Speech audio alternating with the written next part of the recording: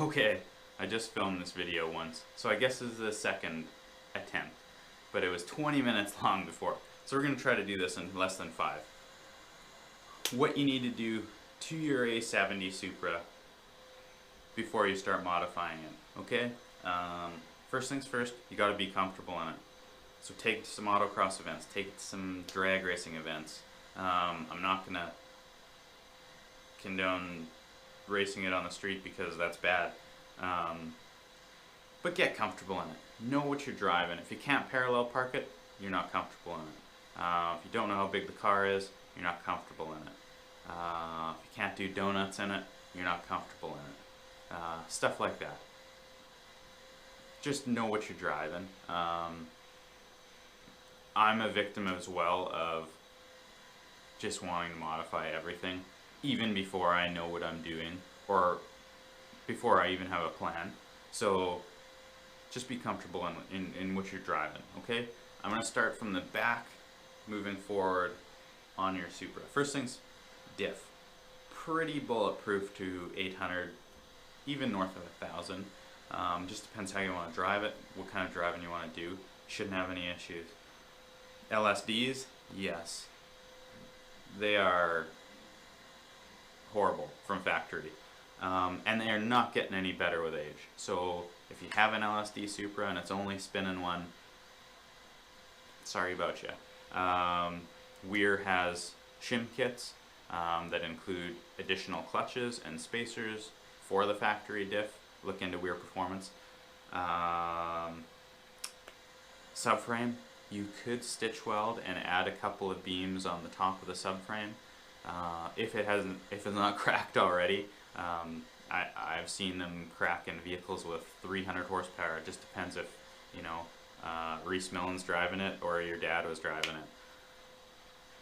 So look into that. If it's not cracked, spend the time, stitch weld it, throw a couple of braces on the top of it, just so it doesn't get any torsional flex, and happy days probably for as long as you own the car. It's worth doing at the same time some solid subframe bushings. If you can afford the subframe bushings, don't attempt to pull it out and just weld it with your buddies. I know once it goes back in, you'll never pull it back out to do those bushings. It's not very fun. Yes, you will probably have to torch out the factory subframe bushings, but once you get the steel ones in there from Drift Motion, I think they're $100, so they're relatively cheap. You'll never have to do it again. Job done. Drive shaft, whatever. I mean, it's more than fine when you start modifying. Transmission, okay, W58, I'm going to start there because it's the weak link with the manual cars. I hope it's not a W58. If it is, I've seen them last a 500 wheel, but I've seen them die at 200 wheel. Again, it just depends who's driving and how they're driving it.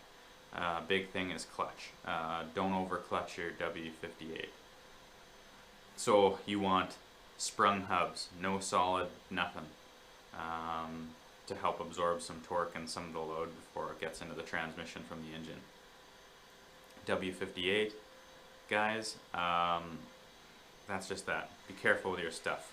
Auto guys, same thing with the W58. I mean, the failure point generally is 350 to 400 wheel, but it's heat management. It's all heat management with the autos. I've seen them last to 500 wheel, and I've seen them go low 11s. Big transmission cooler, huge transmission cooler. Heat management for you auto guys, that's number one. R154 guys, again, I've seen them fail at 400, 500 wheel. Like, you know, the majority of the failures is under 600 wheel with an R154. Keep that in mind. Again, it's how you drive it, but you do need to sort out your clutch in both scenarios. Before you start modifying, you'll need a clutch. It's not if, but when. Just do it now. The next thing is the 7M is just the head gasket, and if you've owned a 7M for any length of time, you've seen it everywhere. If I had to recommend a one-size-fits-all, though there is no one-size-fits-all head gasket recipe for everybody, I'm going to recommend a stopper type metal head gasket. They're all multi-layer, 2mm. if I had to recommend a size for everybody, it's a 2mm. Deck your head, make sure it's flat, make sure the block surface is perfect or as near perfect as perfect is. If you're leaving the engine in the car, you can rent a lapping tool from any hardware store for like 20 bucks. It almost looks like a target. Just drag it around in a figure eight on your block. It should be smooth, you should have no nicks, nothing to grab your fingernail. Basically that's that. To keep debris and junk out of your coolant and oil passages, you can start with a piece of like green painter's tape or blue painter's tape, whatever, about so long, and just start making a ball in one end. Shove the ball and the end of the tape into the little holes, and towards the end, once you're done lapping or razor blading the top of the deck, take a vacuum to them. Which ones don't come out with the vacuum? Just leave your vacuum hose around it and use a pick, like a pick tool, to pick the tape out. Just suck it up. Easy, simple, done it many times, always works for me. Don't drop tape in your engine. Make sure the ball of tape is large enough. I guess another thing would be the oil pressure woes of the 7M. Low oil pressure isn't a horrible thing. The 7M still puts out a fair amount of oil volume. It's pretty generous.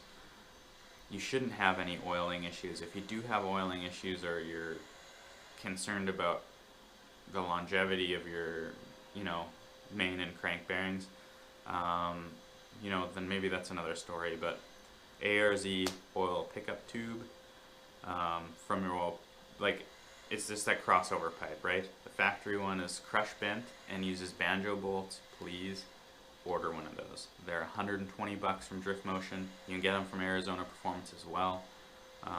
Mandrel bent, nice AN fittings, perfect. You never need to touch it again. The soft line kits from Drift Motion, I've seen them work. I've seen them in friends' cars. They've been reliable forever. There's just something that doesn't exactly, get on with me with putting a steel braided line in my oil pan. I mean, if it starts to fray, or I don't want oil, I don't want metal in there, period. So get the ARZ if you can. Arizona Performance, sorry. Really, that's it. With your head gasket, you need Arp Studs. You don't need the larger washers from SR Fab or whatever the company is. Ask me how I know. I've never used them. I've never needed them. I don't think you do either.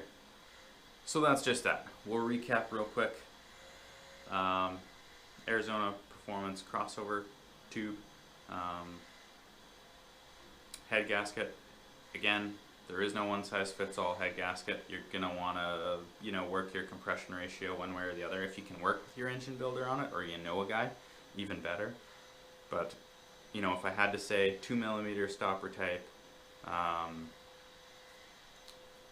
Arp studs, clutch, you need a clutch. If you have an auto, you need an automatic transmission cooler, a big one. Rear diff's probably okay. Weir cell shim kits, and brace your subframe, and be comfortable in the car. That's it. That's all you got to do. It's pretty simple, and really it gives you peace of mind to know that it probably won't fail on you. You'll be able to start modifying, and you won't have any hiccups for a long time. But if you guys do want any more information on theoretical builds, or budget build ideas, I do have a 3-part series on my channel. You'll find them in the videos. Super easy, pretty comprehensive. See you guys.